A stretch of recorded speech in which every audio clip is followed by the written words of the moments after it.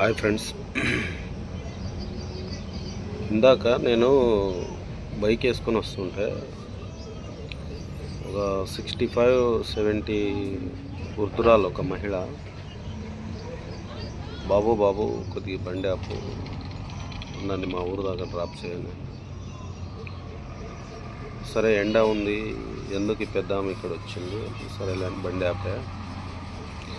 ఆపితే ఏంటమ్మా అవి ఏదో మూటలు కట్టుకున్నాం ఏంటంటే, పొద్దున్నే మార్కెట్కి వెళ్ళి మామిడి పండ్లు తీసుకొచ్చాను బేట, అవి అమ్ముకోవడానికి పోయినాను, అవి అమ్ముకొని ఇంటికి పోతున్నాను, ఇంకా బస్సు రాలేదు మా ఊరికి వెళ్ళడానికి, అందుకే నడుచుకుంటూ వెళ్తుంటే ఆమెకు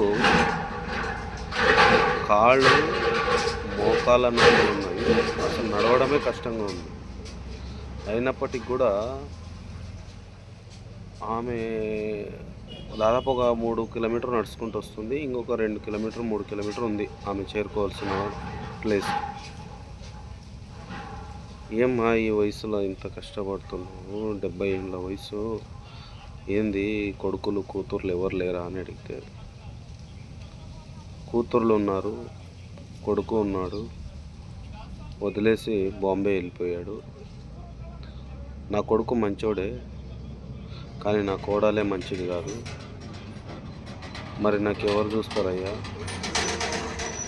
గవర్నమెంట్ ఇచ్చే పెన్షన్ డబ్బులు నాకు సరిపోతలేదు, అందుకే ఇలాగా ఏదో వ్యాపారం చేసుకుని పూట గడుపుతున్నాను. కొడుకు ఉన్నాడనే తప్పితే నా వల్ల లబ్ధి పొందేది నాకేం లేదు. అలాంటి కొడుకు ఉన్నా ఒకటే, లేకున్నా ఒకటే, నేను కష్టపడే బతికేంత వరకు నాకు పూట గడవదు అని బాధపడి, సమాజంలో ఇలాంటి కొడుకులు ఎంతోమంది ఉన్నారు. ఇలాగా అందరూ ఉండి కూడా అనాథలాగా బ్రతికే తల్లులు ఎంతోమంది ఉన్నారు.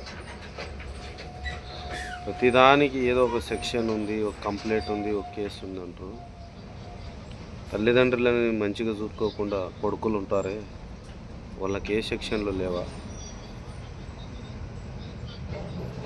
ఎంత బాధేసిందంటే, 9 నెలలు మోసి కానీ పెంచి పెద్దగా చేసి కొడుకు ఎదుగుతుంటే, కొడుకు పెద్దోడవుతుంటే ఎంతో మురిసిపోతుంది తల్లి. తాను ఉపాసం ఉన్న పిల్లలు పెట్టి పెంచి పెద్దగా చేస్తుంది. ఎందుకు? నా కొడుకు రేపు గొప్పోడైతే, మేము వృద్ధులు అయ్యాక మమ్మల్ని మంచిగా చూసుకొని ఏదో ఒకరోజు బంధలు పెడతాడన్న ఆనందంతో చాలా బాధేసింది ఫ్రెండ్స్, చాలా బాధేసింది. ఎండలో మనమే బయటికి వెళ్ళాలన్నా ఎంతో బాధపడతాం.